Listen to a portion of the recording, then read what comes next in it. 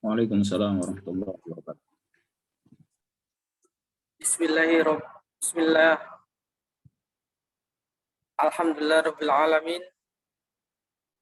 Assalatu wassalamu ala asrafil anbiya'i wal mursalin wa ala alihi wa sahbihi ajma'in, amma ba'd.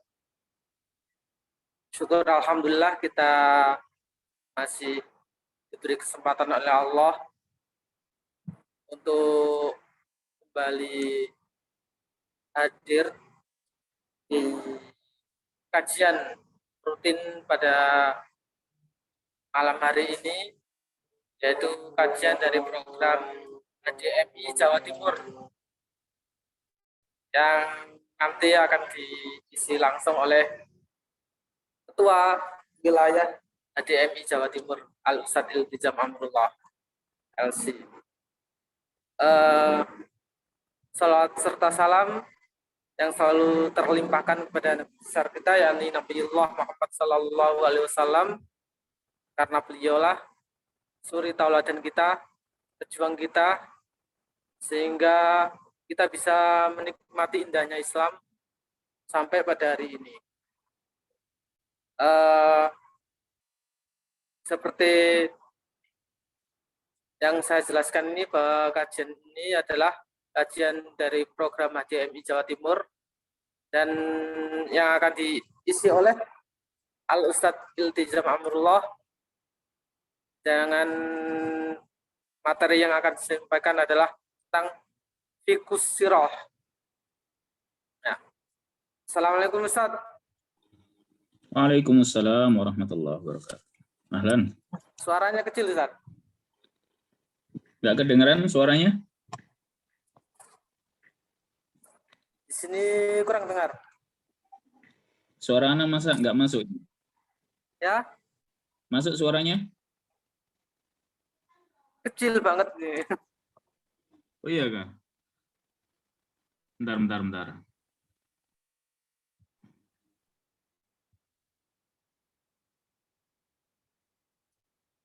Ini udah masuk kayaknya. Udah masuk. nggak tahu yang lainnya kira-kira gimana ya. Teman-teman yang lain bisa menyimak suara saya? Coba lihat.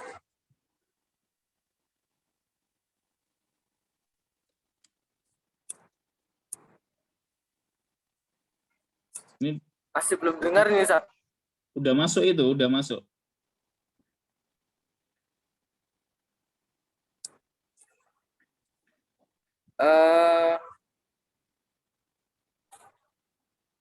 Gimana, udah full?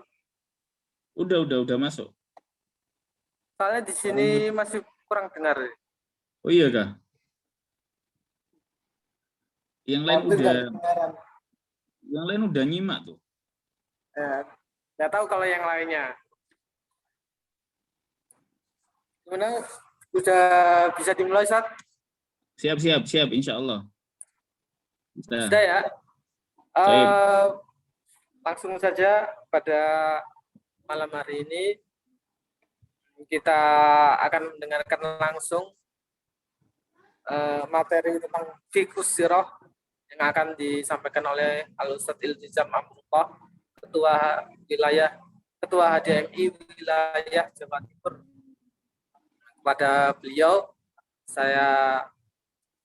kami persilakan. Tafadhol Ustadz. Siap, terima kasih Kang Misbah. Baik, assalamualaikum warahmatullahi wabarakatuh. Waalaikumsalam warahmatullahi wabarakatuh. Alhamdulillah alladzi hadana li hadza wa ma kunna linahtadiya laula an hadanallah. Asyhadu an la ilaha illallah wahdahu la syarikalah wa asyhadu anna Muhammadan abduhu wa rasuluhu la nabiyya wa la rasula ba'dah. Allahumma salli wa sallim ala sayyidina Muhammad wa ala alihi wa sahbihi ajma'in wa ba'd. Ikhwatal iman rahimani wa rahimakumullah. Para jamaah, para pendengar kajian via Zoom pada malam hari ini. Semoga senantiasa kita diberikan kesehatan oleh Allah SWT, diberikan keberkahan oleh Allah SWT, dan juga diberikan penjagaan oleh Allah SWT di dalam kehidupan kita. Salawat senantiasa marilah kita sampaikan kepada Nabi kita Muhammad sallallahu alaihi wasallam. Allahumma sholli wa sallim wa barik alaihi. Semoga dengan memperbanyak salawat kepada beliau, kita termasuk umatnya yang itu dirindukan oleh beliau. Umatnya yang itu dicintai oleh beliau. Dan nantinya kita mendapatkan syafaat dari beliau kelak di hari kiamat. Amin Allahumma amin. Baik, teman-teman yang dirahmati oleh Allah SWT, pada kesempatan kali ini kita akan mencoba untuk mengkaji. Ya, jadi ini pertemuan kedua untuk pembahasan dari kitab Fiqhus Sirah An-Nabawiyah yang ditulis oleh Dr. Muhammad Said Ramadan Al-Buti. Ya. Jadi pada pertemuan sebelumnya kita sudah membahas tentang biografi beliau, ya. Karena kita ketika ingin mengkaji sesuatu, mengkaji kitab, maka kita harus mengenal siapa itu penulisnya, sehingga kita tahu bagaimana kehidupan beliau, kemudian bagaimana pendidikan beliau, bagaimana beliau itu mengambil ilmu, siapa saja gurunya, kemudian bagaimana kecenderungan beliau terhadap ilmu itu seperti apa, keahlian beliau di bidang ilmu apa. Nah, sehingga kita tidak salah di dalam membaca sebuah buku, ya, tidak salah di dalam belajar atau berguru kepada siapa. Nah, pekan sebelumnya atau pertemuan sebelumnya kita udah membahas tentang itu, biografi Syekh Said Ramadan Al-Buti. Ya. Kemudian juga pada pertemuan sebelumnya kita juga sempat membahas tentang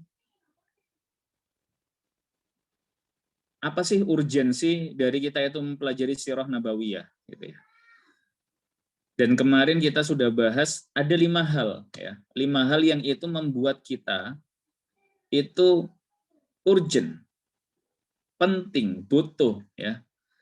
Untuk apa? Untuk mengkaji sirah nabawiyah. Nah, di antaranya adalah yang pertama yang disampaikan oleh Syekh Said Ramadan Al-Buti adalah ketika kita belajar sirah nabawiyah, maka kita itu bisa melihat bahwasannya Nabi Muhammad SAW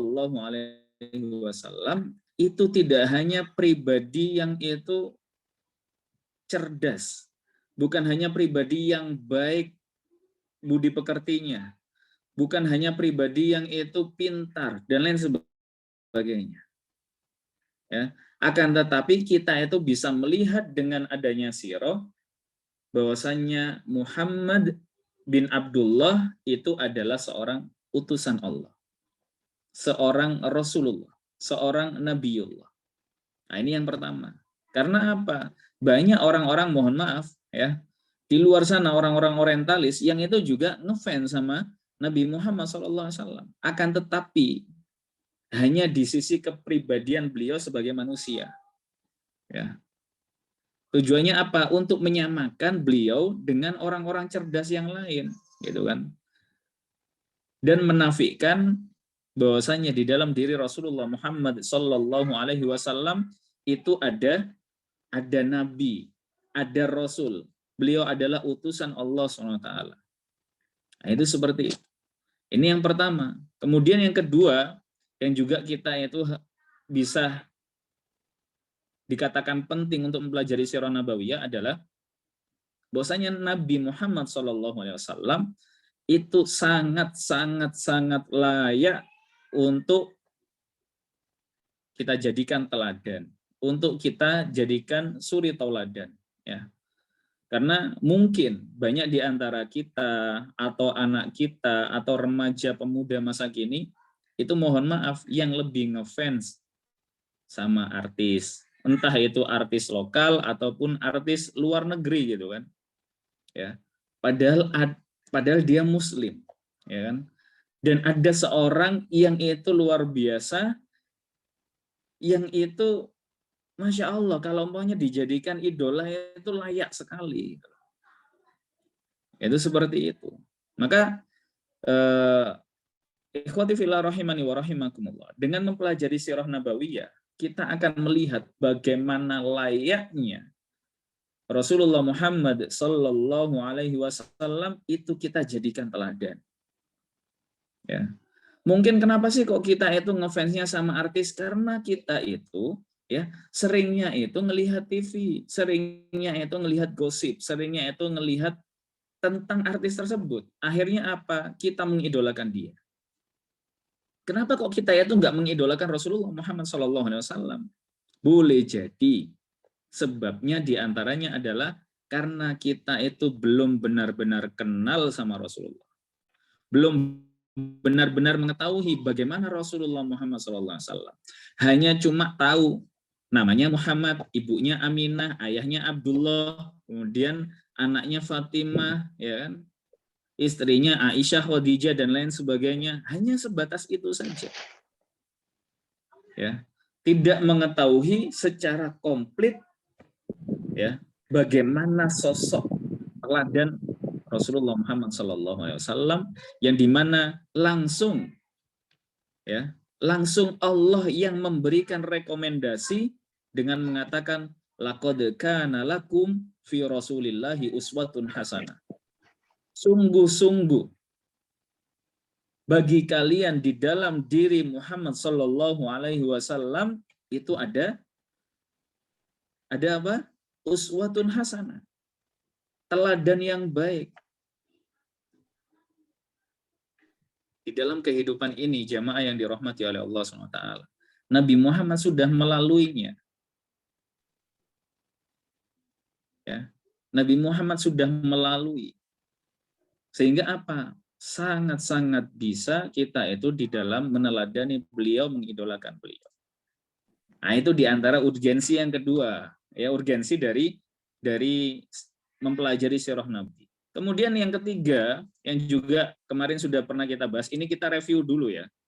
Biar teman-teman yang itu pada pertemuan sebelumnya belum hadir, itu bisa juga mendapatkan ilmunya, walaupun tidak detail gitu ya. Jadi ini review ya.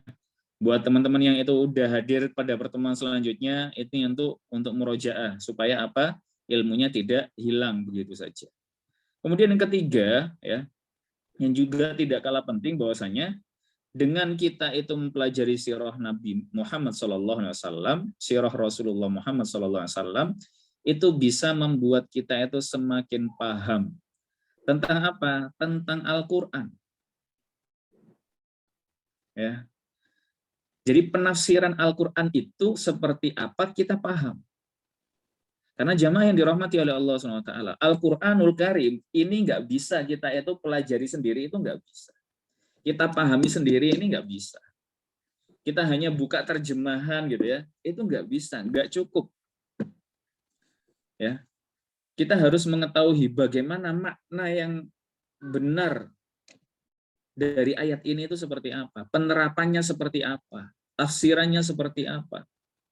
Ya, banyak mungkin orang itu ya yang menggunakan Al-Quran, tapi karena dia itu nggak mempelajari sirah Nabi, nggak mempelajari hadis Rasulullah SAW, sehingga apa? Terjerumus kepada penafsiran yang salah. Nah, itulah pentingnya kita juga belajar sirah. Karena apa? Banyak Al-Quran ya itu yang berkaitan dengan asbabun nuzul. Jadi ketika ada Al-Quran atau ayat Al-Quran itu turun kepada Nabi Muhammad SAW, itu diawali dengan sebab. Nah, dan sebab ini itu ada di dalam sirah Nabi. Sebab ini itu ada di dalam hadis Rasulullah Muhammad SAW. Dan kita butuh mempelajari hal tersebut. Sebelum kita memaknai Al-Quran itu seperti apa, ayat itu seperti apa, penerapannya seperti apa. Nah, itu demikian. Ya. Kemudian yang selanjutnya, ya, dari urgensi belajar sirah Nabi Muhammad SAW juga adalah, ya, dengan kita melihat Rasulullah Muhammad SAW, ya, maka kita itu akan melihat bahwasanya Nabi kita Muhammad SAW itu tidak hanya mengajarkan ibadah mahdoh saja.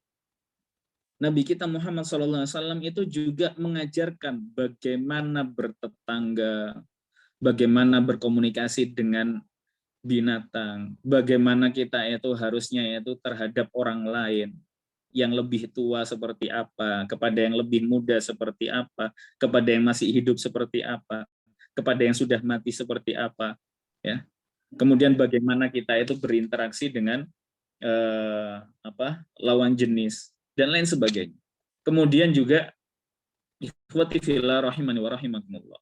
Bagaimana Rasulullah Muhammad SAW itu tidak hanya sebagai seorang dai, tapi beliau juga seorang entrepreneur, beliau juga seorang ayah, beliau juga seorang suami, beliau juga seorang pemimpin, beliau juga seorang komandan perang dan lain sebagainya, dan itu ada di dalam sirah Nabi Muhammad SAW. Ketika kita memahami semua itu, maka sungguh tidak ada celah bagi kita itu untuk tidak memuliakan beliau. Tidak ada celah bagi kita itu untuk menjadikan beliau itu teladan kita. Ya. Maka ikhwati fillah rahimani wa rahimakumullah. Inilah pentingnya kenapa kita itu belajar sirah Nabi Muhammad SAW. Kemudian yang terakhir, teman-teman yang dirahmati oleh Allah SWT, dari urgensi belajar sirah juga adalah ya sebagai percontohan, ya kita itu menjadi seorang manusia, ya yang kita itu juga seorang ayah, ya kita itu juga seorang kakak, kita itu juga seorang dai, gitu ya. Ya, jadi Allah SWT berfirman di dalam Al-Quran, ya bahwasanya kuntum khaira ummat, kalian itu adalah di antara umat terbaik, ukhrijat linnas, yang itu dikeluarkan dari semua manusia. Kita itu dikeluarkan dari manusia secara keseluruhan, terus ada umat nih yang dikatakan terbaik oleh Rasulullah Muhammad SAW. Siapa mereka? Ta'muruna bil ma'ruf wa tanhauna 'anil munkar. Yang dimana mereka itu mengajarkan kebaikan dan juga mencegah untuk melakukan kemungkaran. Wa tu'minuna billah, dan itu juga kita itu beriman kepada Allah SWT. Ikhwati fillah rahimani wa rahimakum. Ya. Karena melihat ayat tersebut itu membuat kita sadar bahwasanya kita hidup di dunia ini nggak bisa solih sendiri. Kita harus mensolihkan orang-orang di sekitar kita. Kita harus mengajak orang-orang yang di sekitar kita itu untuk baik juga. Ya. Karena apa? Apalah guna kalau kita itu baik sendiri, tapi orang-orang sekitar kita itu nggak baik. Ya kan? Bahkan ada sebuah mahfudhot atau kata-kata mutiara, ya, kata Arab gitu ya. Itu su'ul khulqi yu'dhi. Akhlak yang tercela itu, ya, itu lebih cepat menularnya dibandingkan akhlak baik. Maka kalau umpamanya kita itu nggak mengambil peran di dalam, ya, memperbaiki orang-orang sekitar kita, maka kita yang akan itu dibuat seperti mereka. Ya. Nah, terus bagaimana cara untuk menjadi seorang dai, bagaimana cara untuk menjadi seorang pengajar, bagaimana menjadi seorang pendidik, bagaimana menjadi seorang yang itu al-amru bil ma'ruf wan nahyu 'anil munkar, yang itu mengajak kepada kebaikan dan mencegah dalam keburukan, ya, mengajak kepada kebaikan dan mencegah kepada keburukan. Itu bagaimana caranya? Apakah dengan keras, ya, ataukah dengan lembut? Apakah lembut terus, nggak boleh tegas, ya? Nah, semuanya itu ikhwati fillah rahimani wa rahimakumullah, itu ada di dalam sirah Nabi Muhammad SAW. Kita bisa melihat kadang Rasulullah SAW itu bisa marah, ya. Apakah Rasulullah itu nggak pernah marah? Pernah marah. Cuma kondisinya seperti apa? Ini kita bisa pelajari di dalam sirah Nabi. Ya. Ya. Jadi nggak bisa kita itu buka ayat gitu ya, buka ayat Al-Quran, ya, kemudian menemukan di dalam contoh misal surat Ali Imran Allah SWT mengatakan ciri-ciri orang yang bertakwa yang disiapkan oleh Allah SWT surga yang luasnya seluas langit dan bumi, ya, itu diantaranya adalah orang yang itu ya bisa menahan amarah, wal kadhiminal ghaidha, dan bisa menahan amarah, wal afina 'anil nas, dan orang yang itu bisa memaafkan manusia. Pertanyaannya, apakah Rasulullah SAW itu nggak pernah marah, nggak pernah memiliki amarah? Apakah Rasulullah SAW itu seumur hidupnya itu seperti itu? Siapa yang itu nggak dimaafkan oleh Rasulullah Muhammad SAW? Apakah semuanya itu dimaafkan atau seperti apa? Kondisi seperti apa yang itu kita itu boleh memaafkan, boleh tidak? Kondisi seperti apa yang itu kita boleh marah, boleh tidak? Ya, nah itu seperti itu. Ikhwati fillah rahimani wa rahimakumullah. Ini yang harus kita pelajari. Ya, karena apa? Berkaitan dengan kehidupan kita. Berkaitan dengan kehidupan kita. Baik, teman-teman yang dirahmati oleh Allah SWT, itu review dari pembelajaran kita di pertemuan sebelumnya. Nah, sekarang kita masuk ke pembelajaran atau materi kita pada kesempatan kali ini. Apa itu? Yaitu sumber-sumber sirah Nabi Muhammad SAW. Sumber-sumber kita itu mempelajari sirah, ya, atau sirah itu bisa kita ambil dari apa? Ya. Yang pertama adalah Al-Qur'anul Karim, jelas, ya.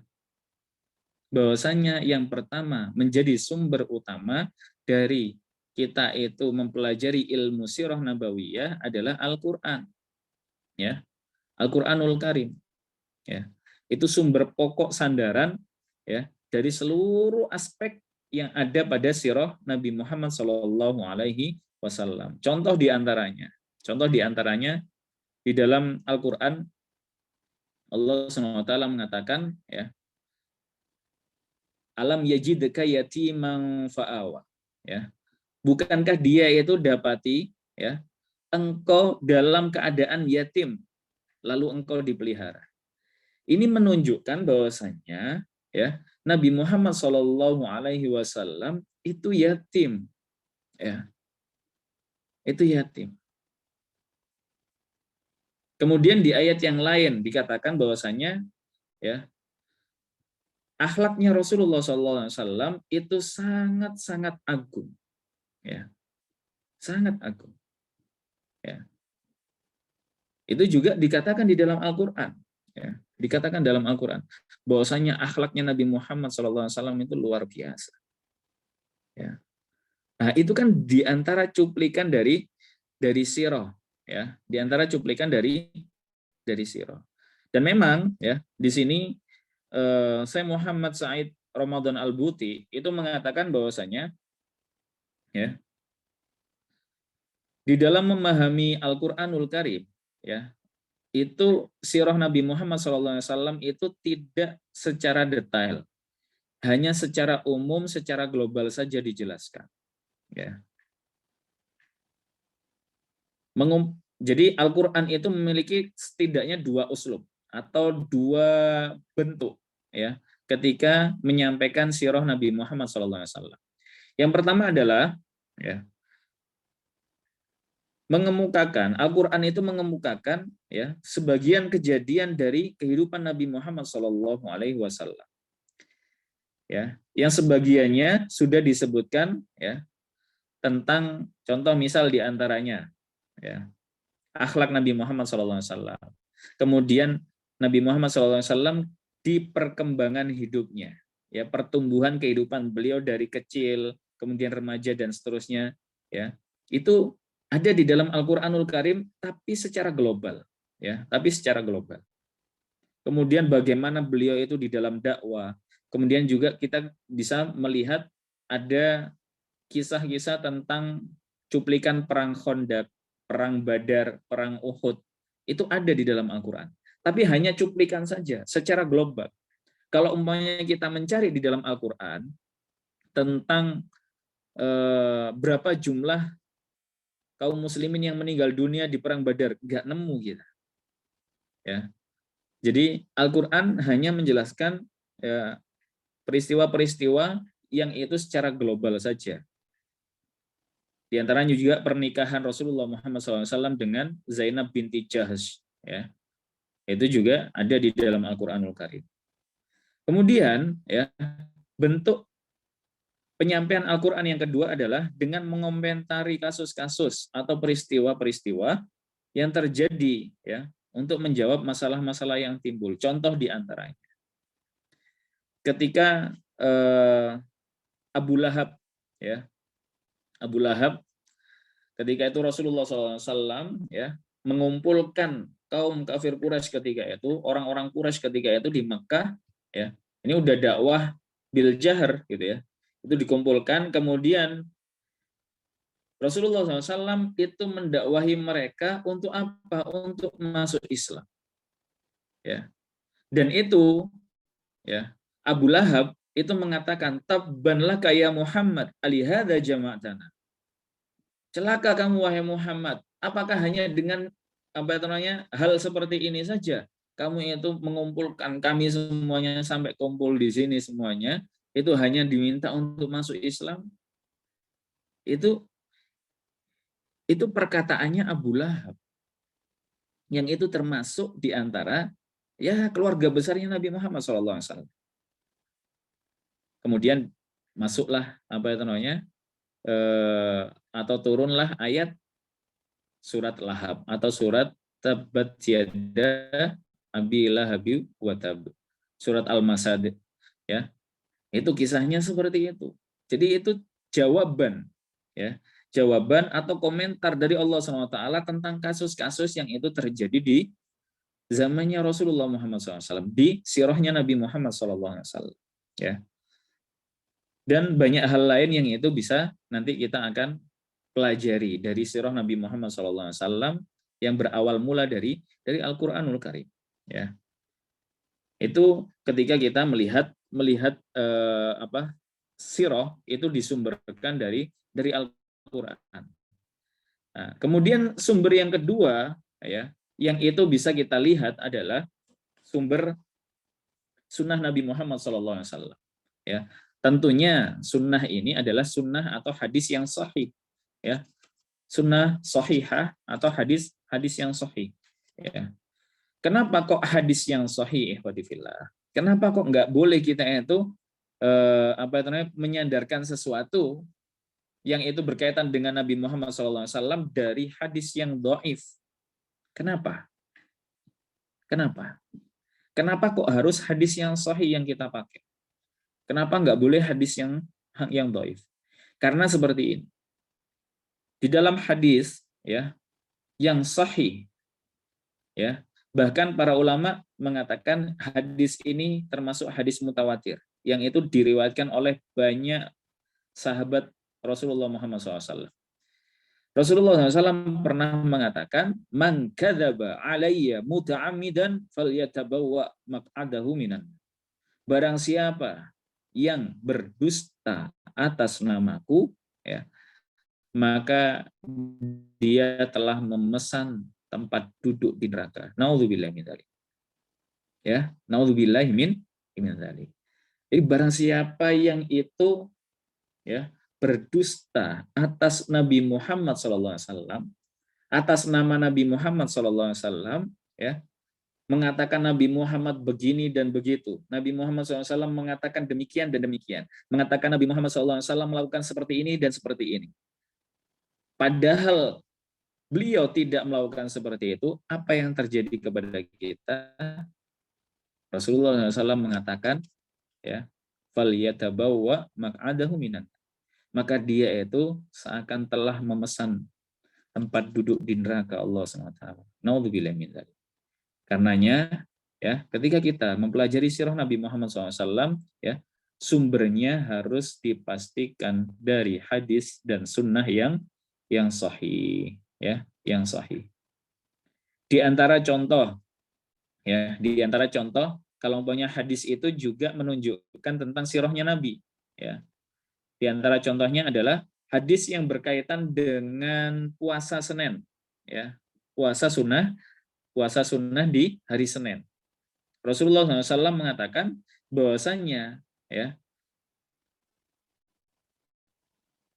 di hari Senin itu adalah hari kelahiran Rasulullah Muhammad SAW. Ya, dzalika yauma wulidtu, itu adalah hari di mana aku dilahirkan.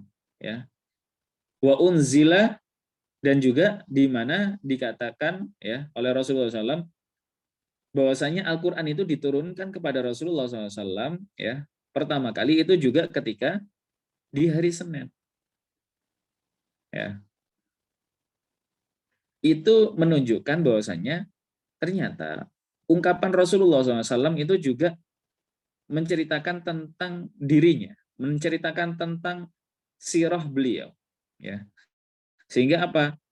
Sunnah Nabi atau hadis Rasulullah Muhammad SAW yang sahih, ya, itu juga kita bisa jadikan sumber ya untuk mengambil ilmu sirah Nabi Muhammad SAW. Ya.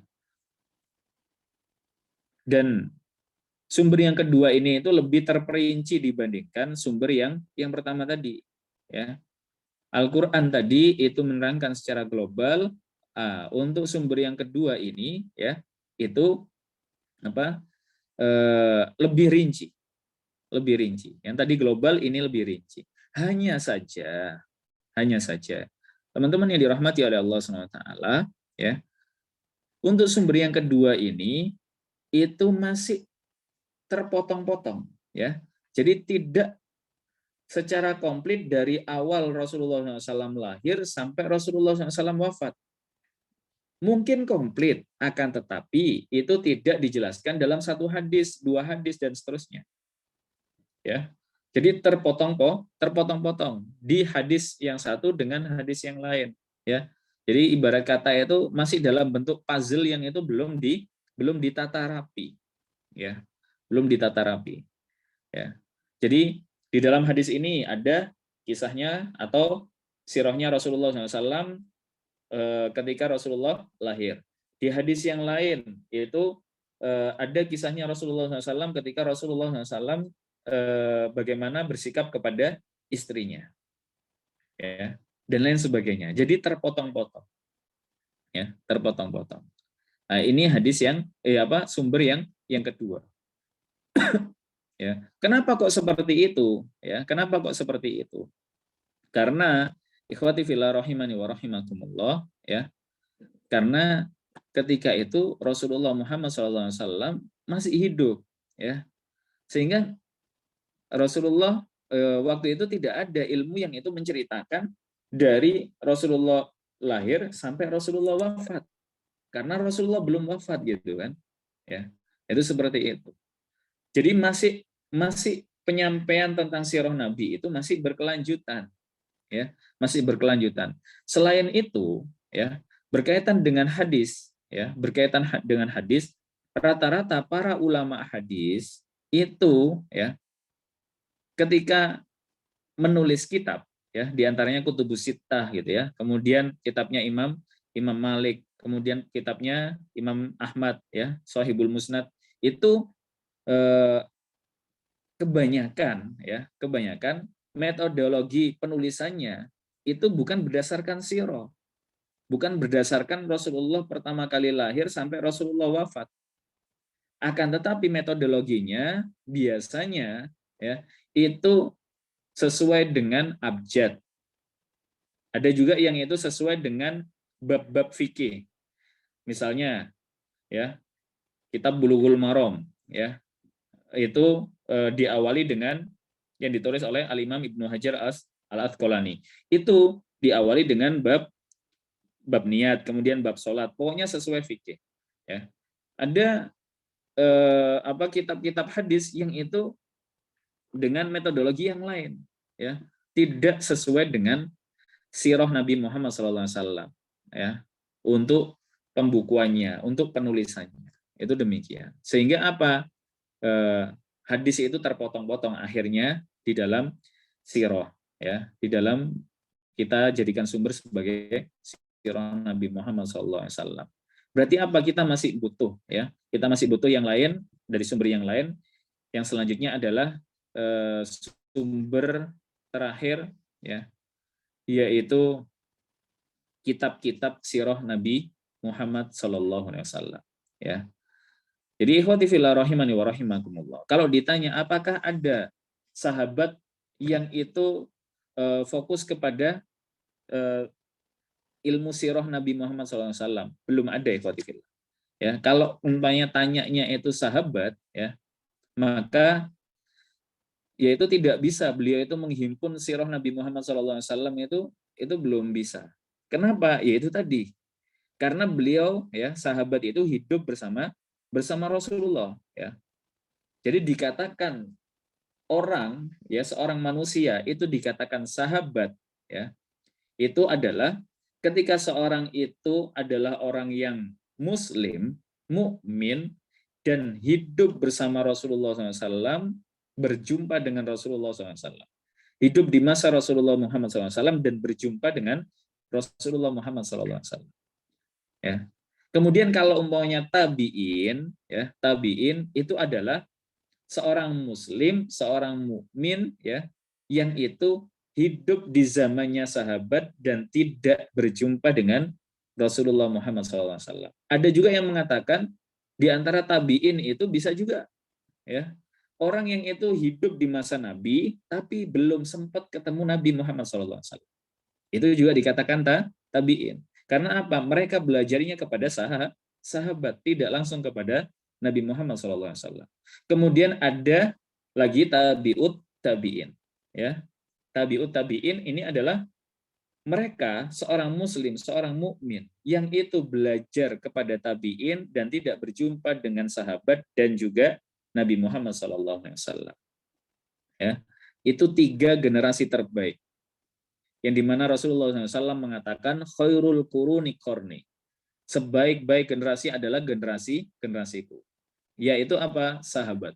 Summalladzi yalunahum, kemudian yaitu generasi setelahnya, summalladzi yalunahum, kemudian generasi setelahnya. Itu seperti itu. Itu 3 generasi terbaik ya di umat Islam ini, karenanya kita itu butuh untuk belajar kepada mereka, ya butuh untuk belajar kepada mereka. Karena generasi setelah itu, wah itu udah banyak fitnah. Fitnah baik itu fitnah syahwat maupun fitnah syubhat, ya. Itu seperti itu, ya. Jadi di zamannya Nabi Muhammad SAW, di zamannya sahabat ya radhiyallahu anhum ajmain, ya. Itu sirah itu tidak sampai terkumpul. Karena apa? Mereka masih hidup bersama Rasulullah SAW dan Rasulullah ketika itu masih hidup. Ya mungkin ada hal-hal yang itu sama seperti hadis tadi, ya. Jadi mengumpulkan hanya cuplikan-cuplikan saja, tidak sampai menyeluruh, ya, tidak sampai menyeluruh. Baru di masanya generasi tabiin, ya, baru di masanya generasi tabiin itu banyak, ya, banyak dari ulama di generasinya tabiin itu yang itu mulai menyusun, ya, menyusun sirah Nabi Muhammad SAW dengan apa? Berguru kepada sahabat-sahabat Nabi Muhammad SAW. Berguru kepada fulan, berguru kepada fulan, berguru kepada sahabat fulan. Akhirnya apa? Beliau mengetahui ya bahwasanya sirah Nabi Muhammad seperti ini.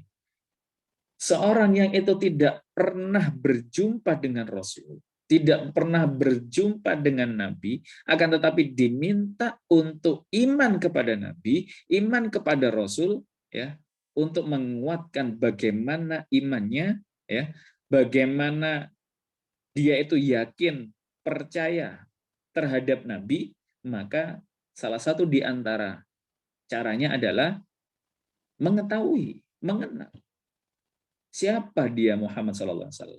Akhirnya apa? Tabiin ini ya itu datang kepada para sahabat, tanya bagaimana Rasulullah SAW dahulu, ya lahirnya seperti apa, kemudian beliau itu dari keluarga yang seperti apa dan lain sebagainya sampai beliau wafat.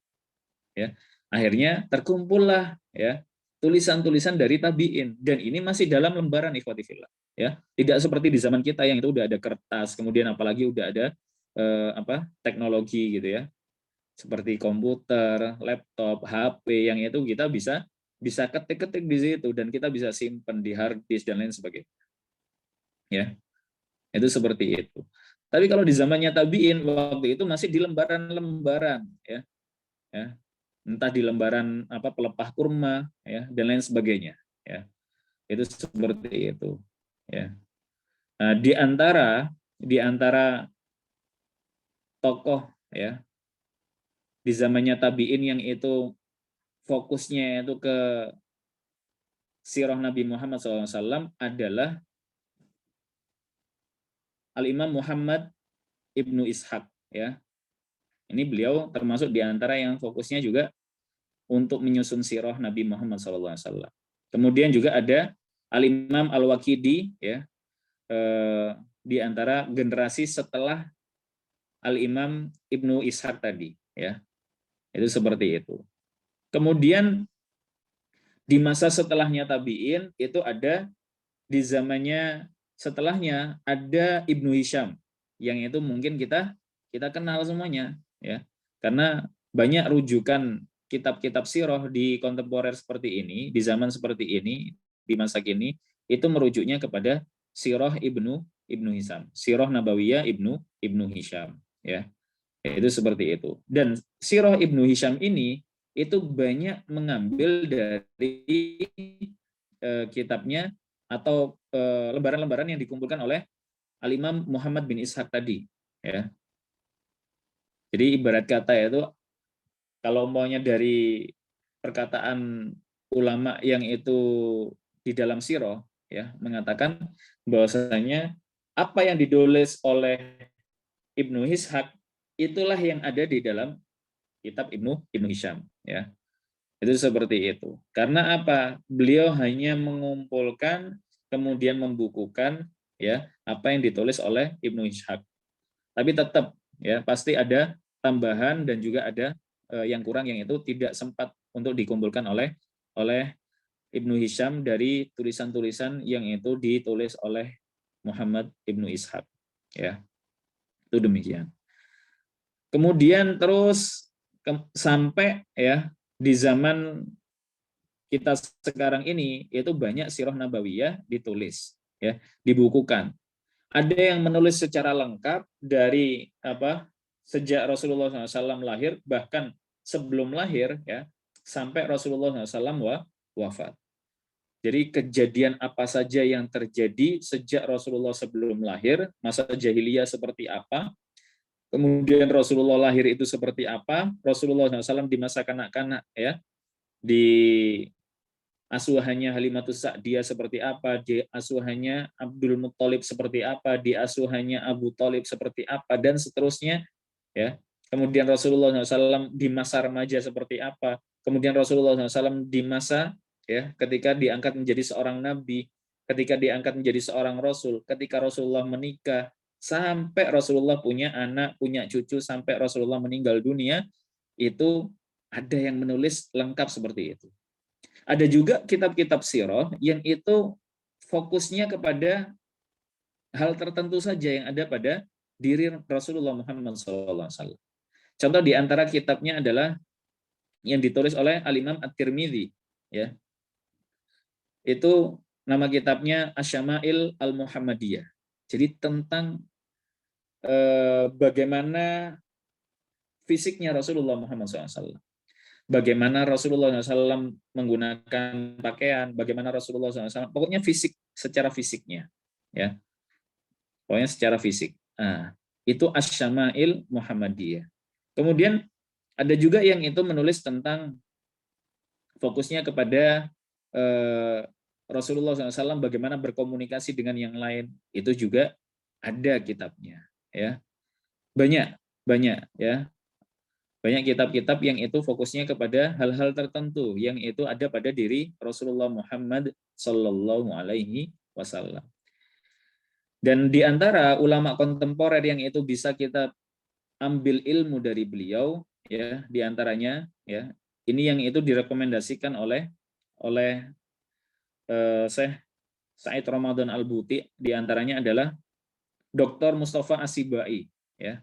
Ini beliau juga fokus terhadap sirah nabawiyahnya luar biasa, ya.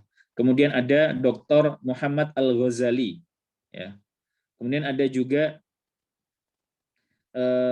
Syekh Sayyid Abdul Hasan Ali An-Nadawi. Ya, mungkin teman-teman sebagian ada yang itu pernah mempelajari kitabnya juga. Kemudian ada juga Dr. Sayyid Muhammad Al-Maliki. Kemudian kalau kitab Sirah Nabawiyah yang fenomenal ya,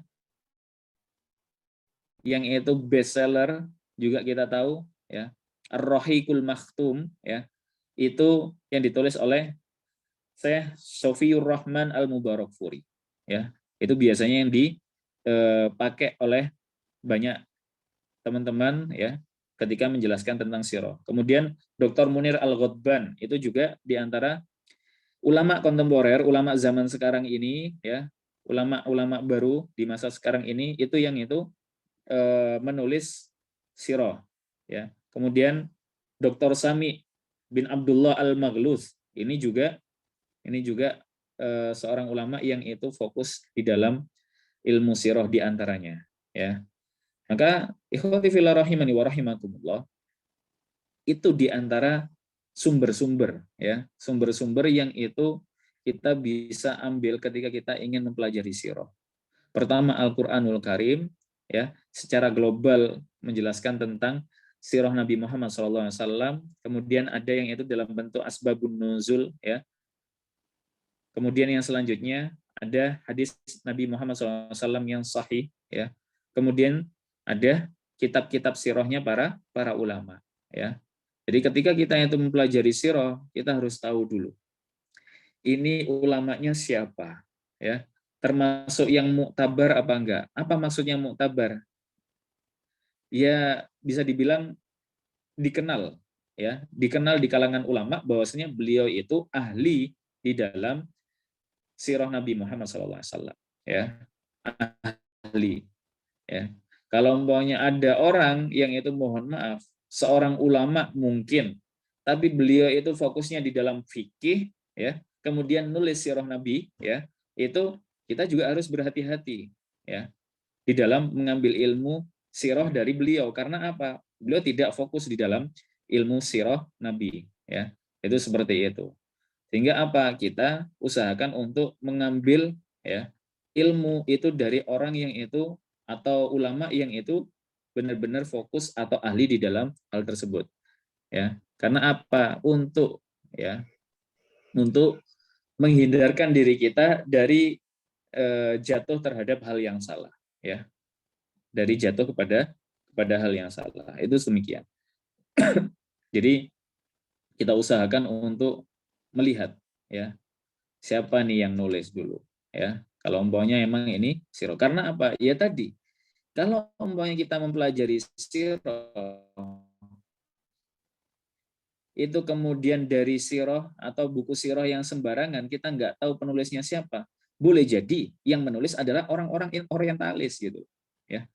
Saya pernah mendapati ya kisah dari salah seorang sahabat yang itu kuliah di Madinah.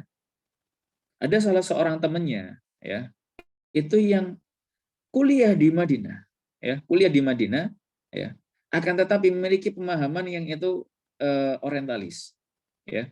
Dia itu mempelajari Islam pinter. Ilmu bahasanya itu luar biasa, bahasa Arab. Kalau baca kitab itu mau kitab apa gitu ya. Itu bisa. Itu bisa ya. Kemudian kalau umpamanya mau disuruh untuk menafsirkan Al-Qur'an, itu dia punya ilmunya dan lain sebagainya. Tapi mereka mempelajari itu ya tujuannya untuk menghancurkan Islam dari dalam. Dan itu ada orang-orang seperti itu. Itulah pentingnya kita itu berguru kepada ya orang-orang yang itu direkomendasikan untuk kita berguru ke mereka. Jadi tidak sembarangan di dalam mengambil guru, tidak sembarangan di dalam membaca ya kitab gitu ya. Tujuannya apa? Supaya kita tidak salah di dalam memahami agama ini. Tidak salah di dalam mengenal Rasulullah Muhammad SAW. Ya. Tidak salah di dalam memahami bahwasanya keteladanan Rasulullah SAW itu seperti apa. Ya. Ada buku-buku yang itu kelihatannya baik ya, tapi ketika dibaca Masya Allah isinya luar biasa. Ya. Bisa membuat kita yang itu membacanya itu menyimpang tanpa sadar. Ya. ketika sudah nggak sadar kalau dirinya menyimpang, maka ketika diingatkan itu nggak bisa, ya. Itulah bahayanya, ya, fitnah syubhat ini. Apa sih syubhat itu? Sesuatu yang samar, ya, sesuatu yang samar. Ketika kita mempelajarinya seakan-akan itu baik tapi padahal buruk, ya. Ketika kita itu meyakini hal tersebut baik padahal buruk dan kita itu udah masuk terhadap fitnah tersebut, itu diingatkan, Masya Allah, sulitnya bukan main, ya. Contoh misal diantaranya, ya, pemahaman-pemahaman orang-orang Khawarij, ya, yang itu mengatakan bahwasanya semua orang kafir itu harus diperangi. Itu akhirnya bom-bom yang terjadi, ya, di negara kita, di antaranya yang memiliki pemahaman seperti itu, ya, karena udah dijanjikan surga, gitu ya, akhirnya ya udah diingatkan juga nggak bisa, mental, ya. Itulah pentingnya ketika kita itu berguru harus pilih-pilih, ya. Ketika kita itu mau baca buku juga pilih-pilih. Kalau bisa baca bukunya itu kepada guru, maksudnya itu guru kita, ya, itu yang membacakan buku tersebut kepada kita. Tapi kalaupun mau baca sendiri Ustadz, apakah bisa otodidak kalau mempelajari sebuah ilmu? Bisa, ya. Tapi tanya kepada guru kita, Ustadz, Kiai, apa boleh saya membaca buku ini? Kalau beliau ngomong, ya boleh nak, nggak apa-apa. Akhirnya kita baca. Tapi kalau umpamanya beliau bilang, enggak, jangan. Boleh jadi buku tersebut itu bagus. Tapi ketika kita yang baca, karena kita itu awam, karena kita itu nggak paham bahasa, karena itu bahasa penulisnya itu luar biasa, sulit gitu ya, untuk dipahami. Akhirnya apa? Membuat kita nantinya akan salah di dalam memahami buku tersebut. Ya. Atau boleh jadi memang buku tersebut itu ada hal yang buruk di dalam penjelasan yang ada di dalamnya. Sehingga apa? Guru kita itu mewanti-wanti jangan baca buku itu. Itu seperti itu. Maka ikhwati fillah rahimani wa rahimakumullah, ayo ya, semangat ngajinya, semangat belajarnya ya. Insya Allah HDMI Jawa Timur akan menyiapkan ya sarana buat teman-teman semuanya, jamaah semuanya mempelajari Islam ini ya dengan cara mengaji ya. Kita ngaji bareng, kita belajar bersama, bukan berarti yang itu menyampaikan ini lebih baik dibandingkan yang menyimak ya. Tapi karena kita itu mengkaji kitab ya, bukan mengkaji yang itu cuma cuap-cuap gitu ya. Mohon maaf ya. Jadi bukan yang itu dari saya hanya membacakan bukunya saja. Saya hanya membacakan kitabnya saja. Saya hanya meringkas yang ada di dalam kitabnya saja saya sampaikan kepada jamaah ya. Dan kitab tersebut itu yang menulis bukan orang sembarangan, seorang yang alim, seorang ulama yang itu kita ketahui ya bagaimana keahlian beliau di dalam ilmu tersebut yang kita bahas. Itulah pentingnya kita itu ngaji kitab, teman-teman. Itulah pentingnya kita itu ngaji buku supaya apa? Kita paham dari mana ya ilmu yang itu kita dapatkan, kemudian pemahamannya itu terperinci gitu loh. Pemahamannya itu utuh dari A sampai Z ya. Bukan hanya cuplikan-cuplikan saja, bukan hanya comot ayat kemudian disampaikan, bukan hanya comot hadis kemudian disampaikan. Enggak. Itulah enaknya kalau mau kita ngaji kitab ya, terutama kitab-kitab para ulama terdahulu. Wallahu taala alam bisawab. Mungkin ini ya pembahasan kita pada malam hari ini, mudah-mudahan bermanfaat untuk kita semuanya. Semoga Allah SWT semakin menumbuhkan cinta kita itu kepada Nabi Muhammad SAW dan menjadikan Rasulullah SAW itu idola ya di dalam kehidupan kita, bukan yang lainnya, ya bukan yang lainnya. Hanya Rasulullah Muhammad SAW yang pantas untuk kita jadikan idola ya di dalam kehidupan kita. Karena apa? Beliau adalah satu-satunya orang ya. Dua orang ya, salah satu dari dua orang yang itu dikatakan oleh Allah SWT ya di dalam Al-Qur'an dia adalah uswatun hasanah selain Nabi Ibrahim alaihissalam ya. Jadi di dalam Al-Quran Rasulullah itu memberikan rekomendasi siapa teladan terbaik, siapa uswah hasanah. Yang pertama adalah Nabi Ibrahim alaihissalam, ya, dan yang kedua adalah Nabi Muhammad SAW. Karenanya di dalam tasyahud kita, ya, kita ketika bersolawat kan, ya, kama sholaita ala Ibrahim wa ala ali Ibrahim. Kenapa kok kepada sebagaimana bersolawat kepada Nabi Ibrahim dan keluarganya? Karena itu Nabi Ibrahim lah yang itu direkomendasikan untuk jadi uswah hasanah. Ya. Kama barok ta'ala Ibrahim wa ala ali Ibrahim. Kenapa kok bukan Musa? Kenapa kok bukan Nuh dan lain sebagainya? Kenapa kok Ibrahim? Karena Allah yang itu langsung memberikan rekomendasi. Ya. Selain itu, di generasi keturunannya Nabi Ibrahim alaihissalam itu luar biasa. Ada Nabi Ismail, ada juga Nabi Ishak yang itu kedua-duanya itu orang luar biasa. Ya, dan dari jalur mereka itu ada nabi-nabi selanjutnya. Makanya beliau juga dikatakan Abul Anbiya, bapaknya para nabi. Wallahu taala alam bisawab. Mungkin seperti itu, ya. Terima kasih atas kehadirannya. Mungkin kalau umpamanya ada yang diskusi, silahkan 2 orang mungkin. Masya Allah, barakallah, luar biasa sekali apa yang telah disampaikan oleh Al-Ustadz Iltizam Amnurullah LC selaku Ketua Wilayah HDMI Wilayah Jawa Timur. Syukur Ustadz. Dari apa yang telah dijelaskan tadi, bahwa untuk belajar sirah itu sebenarnya ada sumber-sumbernya ya Ustaz. Ternyata sumber pertama itu Al-Quran. Dari Al-Quran ini menceritakan sebagian saja, sebagian kecil yang sifatnya global dan tidak secara terperinci. Kemudian sumber yang kedua itu adalah sunnah atau hadis sahih. Kenapa harus sahih? Karena kalau itu karangan, maka sebagaimana tadi telah disebutkan bahwa siapa yang mengarang cerita, terus cerita ini berasal dari Nabi, maka sama saja dengan kita memesan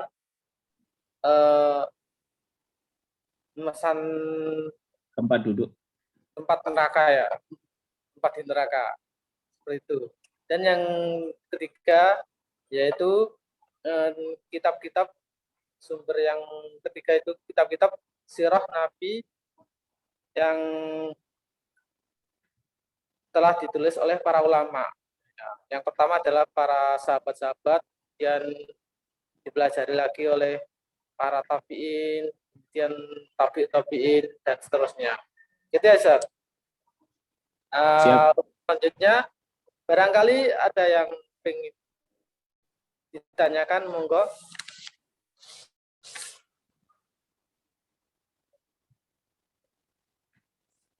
Atau mungkin udah paham? Monggo, ada yang mau tanya?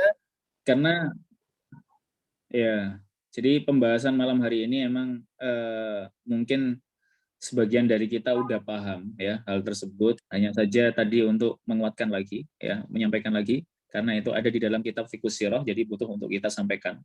Karena kan kita ngaji kitab ya, jadi nggak kita lompati, ya, kita kaji juga bagaimana Syekh Muhammad Said Ramadan Al-Buti menjelaskan tentang hal tersebut. Ya. Jadi insya Allah paham semuanya. Tinggal insya Allah pekan depan, ya, atau pertemuan selanjutnya itu kita akan bahas tentang kenapa sih kok Jazirah Arab itu yang dijadikan tempat turunnya Nabi Muhammad SAW atau diutusnya Nabi Muhammad SAW atau tempat lahirnya Rasulullah Muhammad SAW.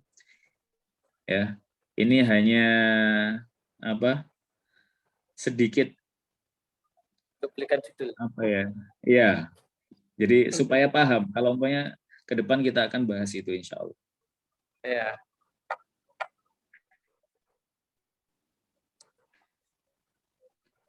Kalau tidak Monggo ada yang mau. kita bisa cukupkan lah.